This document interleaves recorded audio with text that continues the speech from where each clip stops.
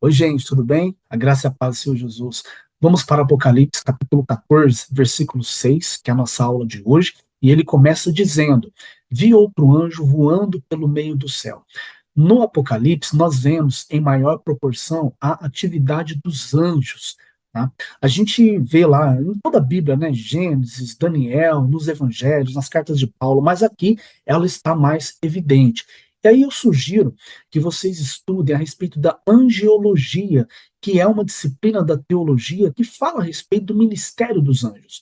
É, o que eles representam, tem momentos que eles representam Deus, tem momentos que a Bíblia fala de anjo do Senhor e que é Jesus que está aparecendo ali, tem outros contextos que não, né? Isso a gente chama de cristofania, tá? Aparições de Jesus no Antigo Testamento. Mas como que isso ocorre? Como que a gente identifica? Qual a hierarquia dos anjos? Então, é importante você conhecer a respeito disso, tá joia? Na nossa aula do Apocalipse, capítulo 12, versículo 7, que eu recomendo que você faça uma revisão, a gente fala um pouquinho sobre os anjos, tá? Mas lembrando que isso é uma gotinha perto de um rio que representa esse assunto, ou seja, tem muita informação sobre esse é, tema, né? Então, vai lá e dá uma estudada sobre isso, tá bom? E reveja essa aula que vai ser importante para você. Seguindo aí 1 Pedro capítulo 1, versículo 12, falando ainda a respeito dos anjos, que diz assim: aos quais foi revelado que não para si mesmos, mas para vós, eles ministravam estas coisas que agora vos foram anunciadas por aqueles que, pelo Espírito Santo enviado do céu, vos pregaram o evangelho, para as quais coisas os anjos bem desejam atentar ou anelam perscrutar. Bom, isto é, eles querem ter mais intimidade com o evangelho, querem estar envolvidos na pregação, ter uma revelação maior, tá? Revelação essa que Deus tem dado para a igreja. Então, nesse sentido, eu acredito que já há no coração dos anjos, entre aspas, né? Para que a gente sabe que anjo, vamos dizer assim, não tem coração igual o nosso, tá bom? Mas já há um intento dentro deles de desejarem pregar a palavra. Muitas vezes os evangélicos não atuais não desejam pregar a palavra, têm vergonha de pregar essa palavra, mas os anjos não. Eles já estão lá em cima, na presença de Deus, mas eles entendem a importância de se envolver mais na pregação do evangelho, de ter mais conhecimento. Voltando para o versículo 6 do capítulo 14, a gente vê que esse anjo, ele tem consigo um evangelho eterno. Daí, a gente sabe que os anjos vão pregar as boas novas, que esse daí especificamente, porque a palavra evangelho significa boas novas, quando a gente vai pesquisar aí no original. Então, esse anjo vai ter, vamos dizer assim, o culto dele vai ser o céu. E ele vai pregar e as pessoas vão verem essa pregação, vão ouvir isso que está sendo ministrado. É, nesse contexto, Deus dará uma última oportunidade para que todos se arrependam e cheguem ao conhecimento da verdade por meio da pregação da palavra. Esse evangelho eterno, gente, ele é diferente do evangelho da graça, tá? Nós podemos chamá-lo de evangelho eterno ou evangelho do reino. E aí a gente precisa entender sobre esse evangelho alguns aspectos. E, para tanto, nós precisamos responder praticamente, vamos dizer assim, inicialmente, duas perguntas. Então, olha aí, ó, quem será alcançado? Tá? Ele vai ser de alcance mundial. Certo? Então, todos que estão aqui vão ver. Não tem como a pessoa chegar e falar assim: ah, ó, eu estou aqui no grande trono branco e injustamente eu não ouvi falar do evangelho. Não, nesse período todos vão ouvir, tá? E isso só será possível com a ajuda dos anjos. Lembrando que nesse contexto nós teremos as duas testemunhas, né? Que pregarão aí, né, durante esse período, eles vão pregar nos primeiros 3 anos e meio, nós teremos os 144 mil, porém, mesmo com todos eles aqui, tá, não vai ser possível alcançar todos, os anjos vão ter que pregar também. E aí, a gente responde a segunda pergunta: qual é o conteúdo da mensagem desse primeiro anjo? Então, o Evangelho Eterno ele se caracteriza por evidenciar a salvação, os galardões, o juízo vindouro, a questão da eternidade, vitória. Tá? Então, para que as pessoas se convençam de que Jesus é a única esperança delas nesse cenário. Agora, é importante a gente entender que o evangelho eterno é diferente do evangelho da graça. Não é a mesma mensagem que vai ser pregada. Bom, o evangelho é o mesmo, mas a ênfase é diferente. E aí, vamos entender um pouquinho sobre esse evangelho do reino. É como se fosse assim, ó, uma moeda tem dois lados, certo? No evangelho da graça é evidenciado um lado, no evangelho do reino é evidenciado outro. Então, mesmo evangelho com uma ênfase diferente. Olha aí, no Evangelho do Reino, Jesus é evidenciado como reão, como reão, ó, como leão, como rei, como juiz, entendeu? Fala de arrependimento, né, que foi o que a gente mencionou antes aqui, e eu gostaria de falar também e destacar agora essa questão do senso de urgência. O Evangelho do Reino envolve uma urgência maior, né? Por isso que Mateus capítulo 24, versículo 14 diz que este evangelho do reino vai ser pregado por todo mundo, tá? Para testemunha a todas as nações, senão não vai ter como negar. E só depois disso vai vir o fim, que é nesse período de 7 anos. Então vai ter 7 anos para que essas pessoas ouçam, para que todos ouçam falar, para depois vir o fim. Isso já está pré-determinado. Então é até uh, uma segurança para quem estiver aqui e conhecer a Bíblia, né? Porque ele sabe que depois do arrebatamento, aí que o anticristo se manifestar, tem 7 anos para que o evangelho seja pregado e para que as pessoas se arrependam para depois vir o fim. Muito bem. Tem gente pregando e crendo que é nesse tempo, na verdade, é no tempo, na era da igreja que Mateus 24:14 vai se cumprir. E não é. Bom, é por isso também que tem gente que fala que a porta da graça vai se fechar, porque o lado da moeda que vai ser enfatizado não é mais a graça, até porque os dons do Espírito não vão se manifestar como hoje, porque a igreja não estará presente aqui. Então, tem gente que fala que a porta da graça vai ser fechada. Então, nesse aspecto, sim, porque a pregação do evangelho vai ser dada com uma ênfase diferente. Você vê, Apocalipse capítulo 5, versículo 5, fala que Jesus é o leão da tribo de Judá, a raiz de Davi. Então você vê que tem um aspecto de reino envolvido nesse evangelho eterno. Então, o evangelho da graça não vai ser mais pregado, e sim o evangelho do reino. Bom, então quando você ouvir essa expressão fechamento da porta da graça, você já sabe ao que está se referindo. Olha o que diz em 2 Samuel, capítulo 7, versículo 16. A tua casa, porém, e o teu reino serão firmados para sempre diante de ti. Falando a respeito de Davi aqui, o teu trono será estabelecido para sempre. Então, você vê que vincula Davi com Jesus Cristo. Porque como que o trono de Davi seria estabelecido para sempre? Só por meio de Jesus, que veio da descendência dele.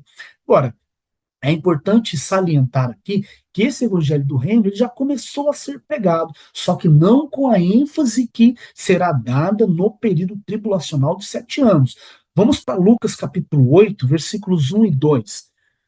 Depois disso, Jesus ia passando pelas cidades e povoados e proclamando o quê? As boas novas do reino de Deus. Então você vê que o evangelho do reino envolve boas novas.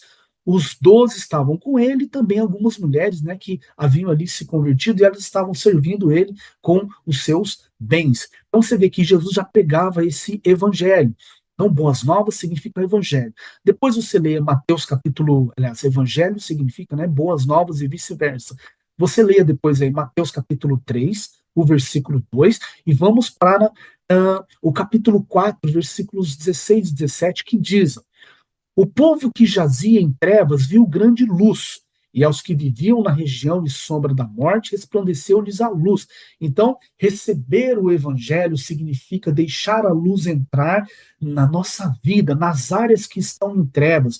Mesmo depois que você se converte, existem áreas na sua vida que estão em trevas. É aquele famoso quartinho bagunçado que a gente vê os irmãos falarem nas pregações. Salmos capítulo 18, versículo 28 diz: o Davi falando, alumia, Senhor, as minhas trevas. Então, se o homem segundo o coração de Deus, né, dizia que tinha trevas nele, nós também temos trevas. Então precisamos deixar a luz do evangelho entrar para que as trevas possam ser dissipadas, tá bom? E irem sumindo da nossa vida. Por isso nós precisamos estar sempre desenvolvendo com temor e tremor a nossa salvação, conforme diz em Filipenses capítulo 2, versículo 12.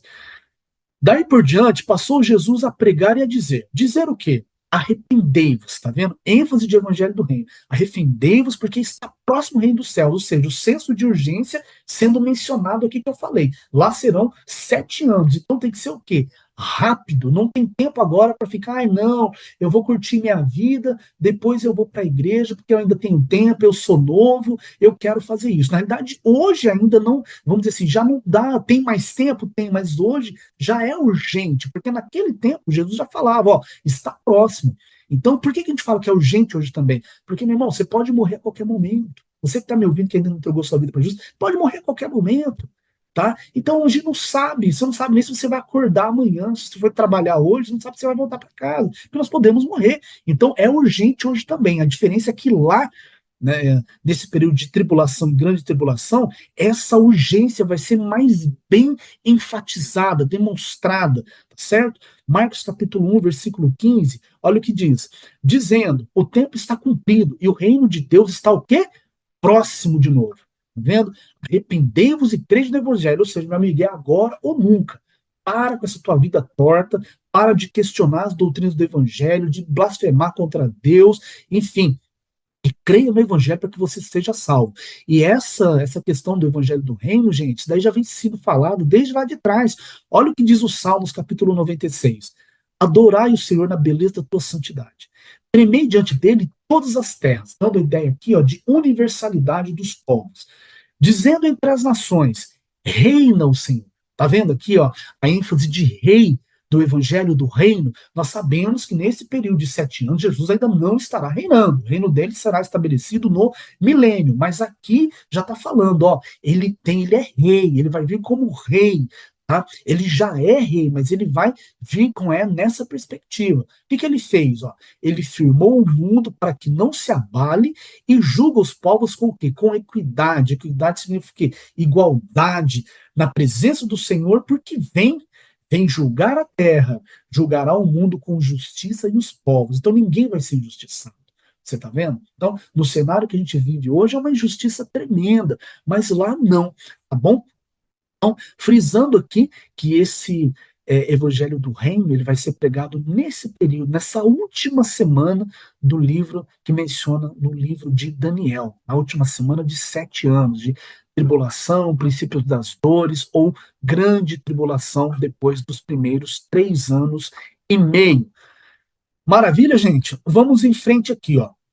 Então, falaremos agora a respeito do Evangelho da Graça, que é esse que está sendo pregado atualmente, que eu volto a repetir, tá? Ele tem a ênfase diferente do Evangelho do Reino.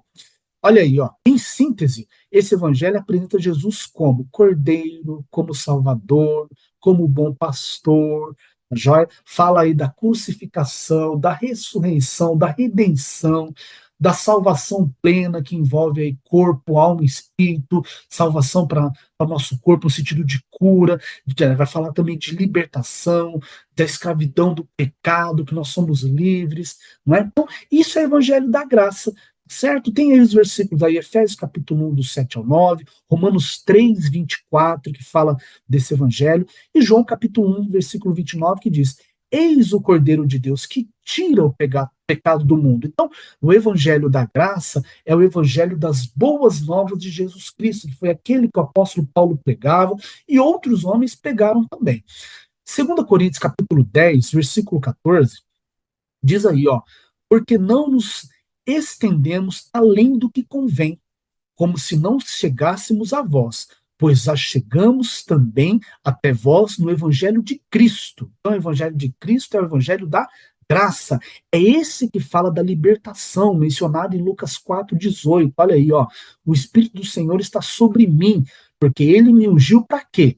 Para pregar as boas novas aos pobres, tá vendo? Aos pobres de espírito, aos pobres materialmente, a todos. Tá? Tem pessoa que é muito rica, mas ele é pobre de espírito.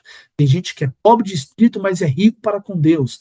Ele me enviou para proclamar liberdade aos presos, aos cativos, e dar o quê? Recuperação das vistas àqueles que estão cegos, cegos naturalmente e cegos espiritualmente, que é o que mais tem hoje em dia, é gente cega espiritualmente. No contexto tribulação e grande tribulação, vai ter muita gente cega espiritualmente. A maioria dos que estiverem lá vai estar nessa condição. E esse evangelho da graça não vai ser pregado lá. E sim o evangelho do reino, tá? O da graça é pregado hoje. Então, você que ainda é cego espiritualmente, ou você precisa se entregar para Jesus Cristo para que, vamos dizer assim, os escudos, as escamas, aquilo que atrapalha você enxergar a luz do Evangelho, né, porque atrapalha você ter um relacionamento mais próximo com Deus, isso seja tirado de você, não, você não seja mais escravo do pecado. Então Jesus Cristo veio para isso, para pregar esse Evangelho da graça que nós pregamos hoje e somos responsáveis por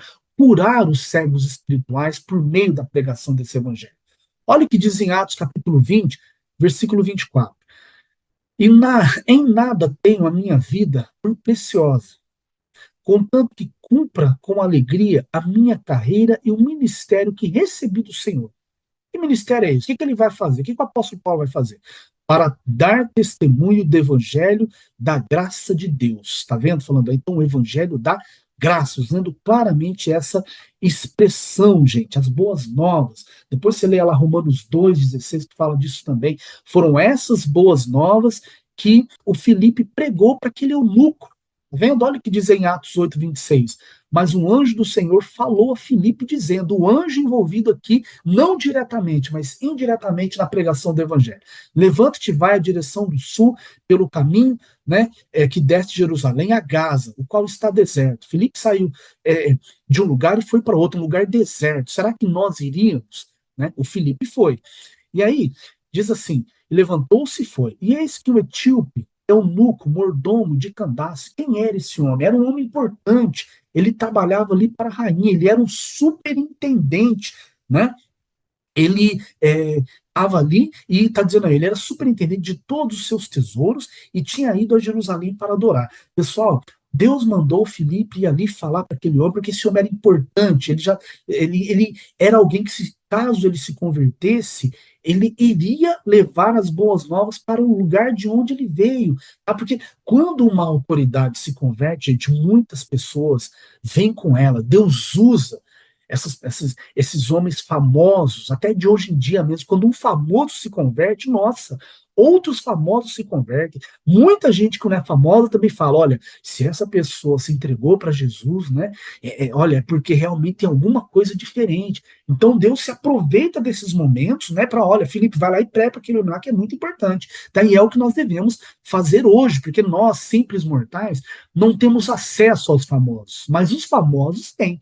Né? Então, o Filipe foi lá, pregou para esse homem aí, né? Ele se converteu, ele já tinha vindo para Jerusalém para adorar, e ele regressava, né, sentado no seu carro, ele lia o profeta Isaías. Gente, eu queria mencionar para você aqui, ó, esse homem, ele estava lendo Isaías. Tá?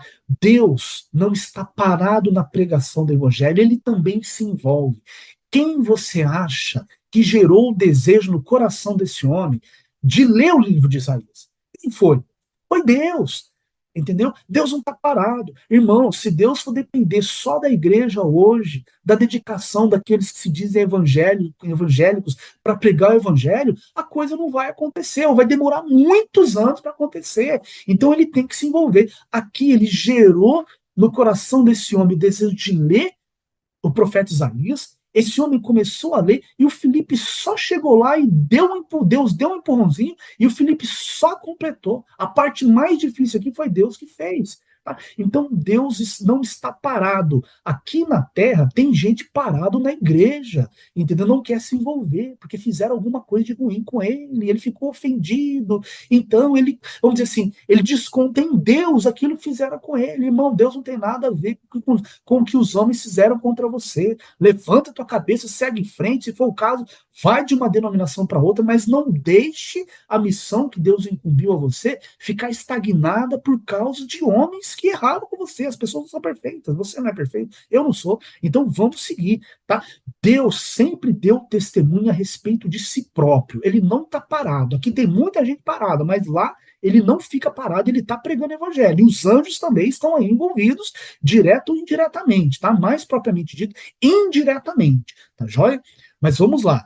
Atos capítulo 14, versículos 15 a 17, diz aí, ó, varões, Por que fazeis essas coisas? Nós somos homens como vós, sujeitos às mesmas paixões, e vos anunciamos que vos convertais dessas vaidades ao Deus vivo, que fez o céu, a terra e o mar e tudo quanto há neles, o qual nos tempos passados deixou andar todos os povos em seus próprios caminhos. E agora olha o que diz o versículo 17.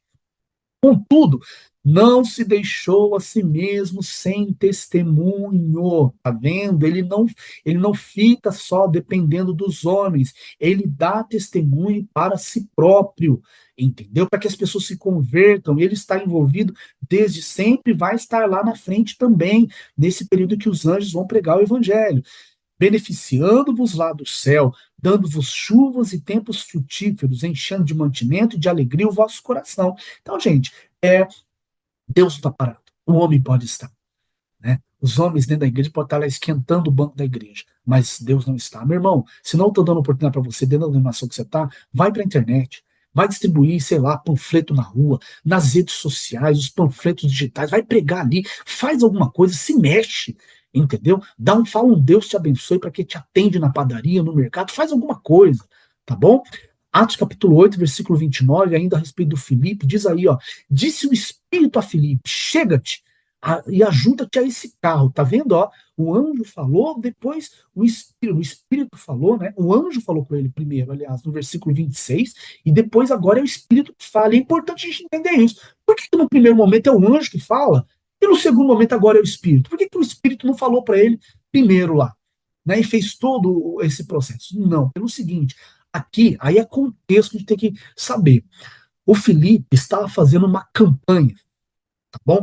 Ele estava lá em Jerusalém, ele estava pregando, as pessoas se convertendo, gente sendo curada, paralítico andando, enfim, as coisas estavam acontecendo, entendeu? Então, se o Espírito falasse para ele, possivelmente o Filipe não iria acreditar a ponto, porque ele poderia pensar assim, como nós pensaríamos hoje também, puxa vida, eu estou aqui, eu estou pregando, as pessoas estão se convertendo, tem gente andando, e isso, aquilo, os demônios estão saindo correndo, eu vou sair daqui para ir lá para um lugar deserto, o que eu vou fazer lá? Não, isso é coisa da minha alma. Isso é o diabo querendo me tirar daqui do meio da obra de Deus para poder ir lá onde não tem nada. Não, eu vou ficar aqui. Então, nesse sentido, Deus faz o quê?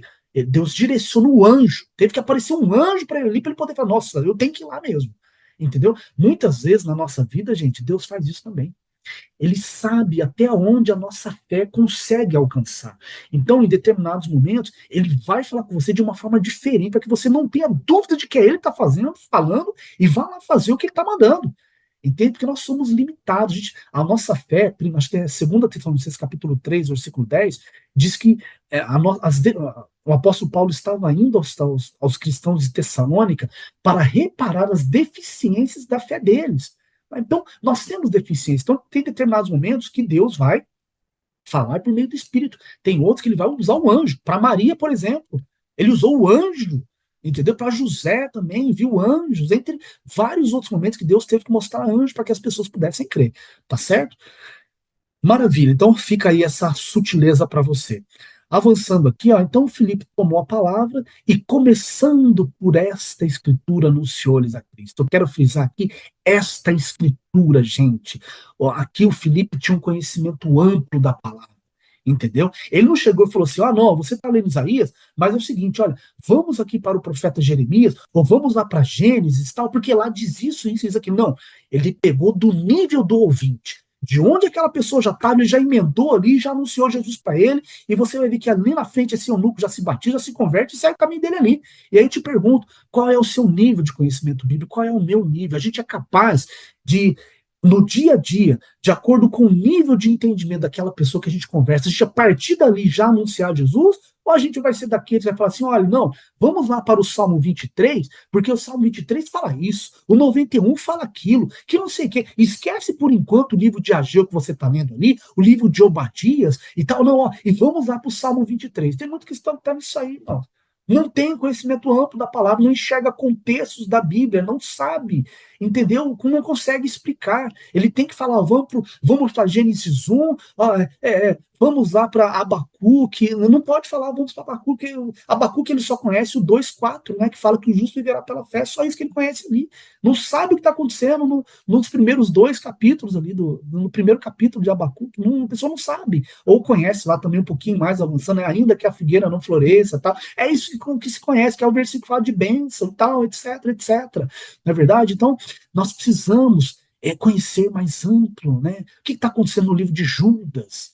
No Filemon, o que tem ali, gente? O que está acontecendo? Então, o Filipe era diferente, não é à toa que Deus usou a vida dele poderosamente, tá certo? Por causa do conhecimento, o Filipe ampliou mais, ele não ficou só no Salmo 23 ou 91, ou lendo a Bíblia só os domingos, não, entendeu? Ele era muito mais entendedor da palavra, tá certo? Então fica aí essa lição para nós e pergunte para você mesmo, qual é o seu nível de conhecimento da Escritura?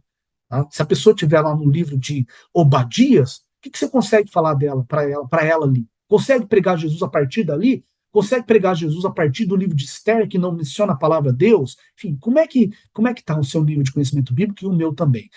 Agora, essa pregação, gente, do evangelho, do reino, que vai ser falado lá no fim do evangelho da graça, ao longo da história, conforme a gente viu aqui, Deus não deixa, ele não fica sem testemunho. Vamos contextualizar isso aqui um pouco mais para a gente entender melhor o Apocalipse. Só para você ver, ó, desde lá de trás, a Bíblia fala que Noé era pregador de justiça, João Batista veio pregando o evangelho também, mais lá na frente. Os 12 apóstolos, mais os 70, foram incumbidos de pregar. Tá? Há uma grande comissão nos nossos dias, então nós devemos pregar o evangelho, tá certo? Então, tudo isso aí já vem acontecendo ao longo do tempo, e de fazer discípulos de todas as nações. Tem gente que ignora a grande comissão hoje. Isso é uma ordem para você e para mim. E aí lá na frente vão aparecer o quê? 2 testemunhas, os 144 mil, mais os fiéis que estarão vivendo dentro desse contexto, aqueles que se converterem ali, ou aqueles que ficarem aqui, não é verdade? Que estavam com uma vida torta, veio o arrebatamento da igreja, ele não deu, ele ficou aqui, então ele vai estar ali também, possivelmente ele vai se converter, porque ele vai ver que de fato é verdade, ele precisa mudar de vida, tá bom? E os anjos estarão envolvidos, conforme a gente está falando aqui, no Apocalipse capítulo 14, versículo 6, versículo 7 aí, tá? Então, Deus sempre levantou pessoas e ele vai levantar um novo grupo de pregadores para ele durante esse período tribulacional. Maravilha, pessoal? Vamos seguindo aqui. Olha aí. Então, a gente precisa também entender que esse julgamento divino, gente, tá, que enfatiza aí, que é enfatizado pelo Evangelho do Reino, não, vamos dizer, tem gente pregando que isso daí já começou lá em 1844. Na realidade, isso aí não começou. Olha o que diz aí, ó. O julgamento divino não virá após a segunda vinda. Tá vendo? Tem gente ensinando isso aí na internet aí, ó. E irmãos de respeito. Tá? Irmãos que conhecem a palavra, mas infelizmente nesse quesito eles estão equivocados. Eles estão falando que lá em 1844 que esse julgamento já começou. E, na verdade, não começou. Então, se você vê esse tipo de ensino na internet, toma muito cuidado. Nós respeitamos esses irmãos, mas nesse quesito eles precisam estudar um pouco mais, ter uma revelação maior e largar esse negócio de data de 1844, isso aí já foi. Ah, esquece. Isso aí é outra história, isso aí não tem jeito de você querer pegar uma coisa para justificar outra. Tá bom? Então, os julgamentos vão vir sim. É claro que eles têm vindo ao longo da história, Deus entrando com o juízo ali para corrigir o povo, mas o julgamento final mesmo vai vir ali depois do período, durante e depois do período tribulacional. Bom, Apocalipse 14, 6, voltando lá, diz aí, ó, esse evangelho eterno que o anjo vai ter em mãos, vai estar com ele, tá? É, ele vai estar pegando, né? Podemos dizer que ele vai ter uma Bíblia na mão, tá bom? Por favor, não é isso que eu estou falando aqui, tá? Evangelho que ele vai pregar. Vamos corrigir aqui, mas não tem problema. Então ele vai pregar para quem? Para aqueles que habitam sobre a terra. É importante lembrar que a população da Terra estará reduzida nesse cenário. Por quê? Devido aos juízos anteriores que já morreram muita gente. Lembra lá dos juízos das trombetas que a gente viu, dos selos? Então você vê, a população vai ser dizimada. Aqueles que não creem, né, independente de crer ou não, vai ter gente que vai morrer ali. Só que aqueles vão morrer salvos, os que morrerão condenados. Então, teremos um número maior, aliás, um número menor de pessoas na Terra nesse contexto. Hoje a gente vê aí, ó, que em novembro de 2022, segundo a ONU, nós atingimos a marca de 8 bilhões de população na Terra, tá bom? Então você vê, ó, isso aconteceu em 2022, em 2023, claro, a gente já entrou com 8 bilhões de habitantes, é muita gente, tá? 1 bilhão e 300 milhões apenas aí na Índia, 1 bilhão e 100 milhões mais ou menos na China, tá? Então a população é astronômica, tá? Não tem como. E a gente vai vendo algumas estatísticas sobre isso. Olha ali, ó, você vê, de 2011 a 2050, a Terra aumentou aí, ó, 2,3 bilhões em termos de população. Tá? Então você vê que diminuiu.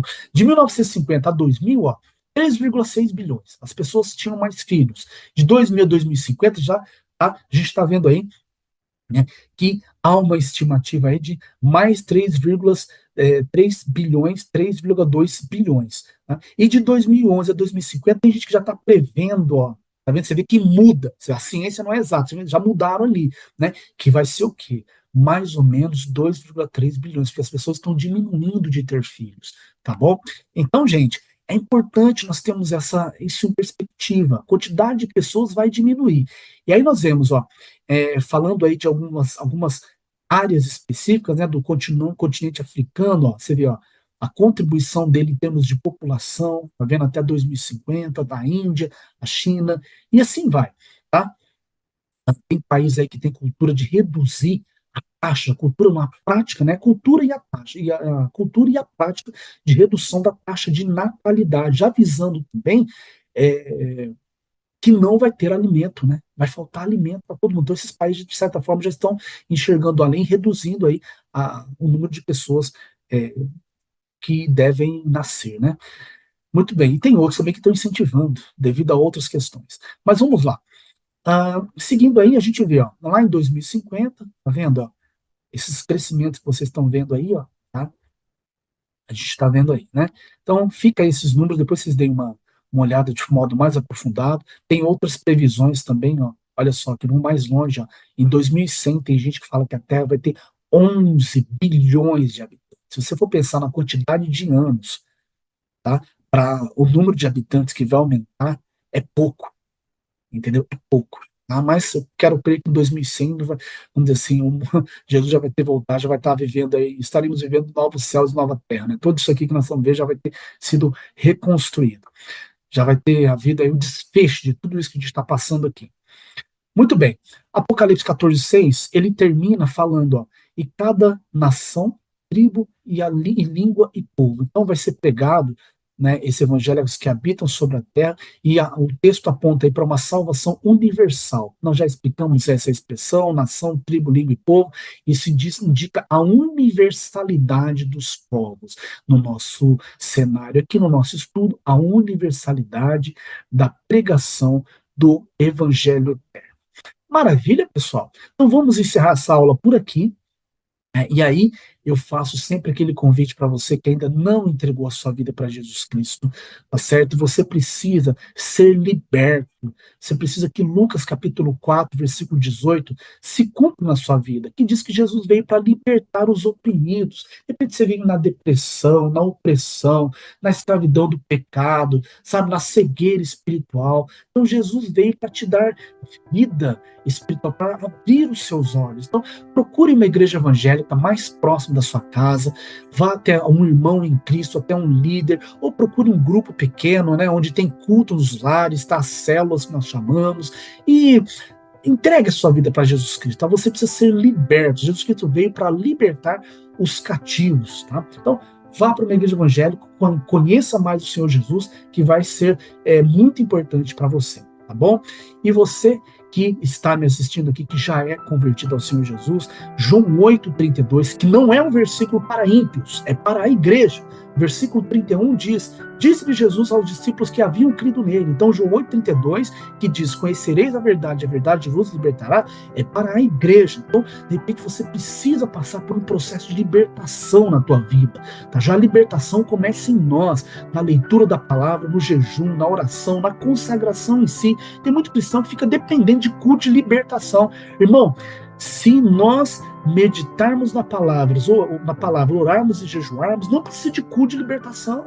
Ele vai precisar para os ímpios e não para a igreja. tá bom? Então, tem gente que fica dependendo disso, tá? Não, então não depende, é uma benção, claro, é importante, lógico que é importante, mas ali lembre-se, a libertação começa na sua leitura da palavra, na sua meditação, aí no seu jejum, na sua oração, percebe?